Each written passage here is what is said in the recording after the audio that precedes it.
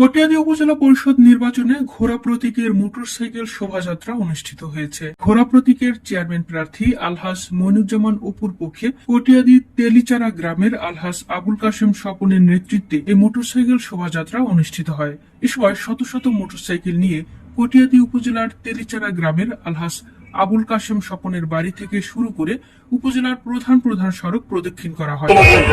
আগামী 21 তারিখ একজন সৎ এবং সামাজিক মানুষকে তাদের হিসাবে বাছাই করে নেবেন। আমি যে জিতে আছি আমাদের জনগণের স্বতঃস্ফূর্ত একটা অংশগ্রহণ থাকবে। আশা করি ধীরে ধীরে সচেতন নাগরিক সমাজ আগামী 21 তারিখ জনগণের মধ্যে জনপ্রসারকে তৈরি করতে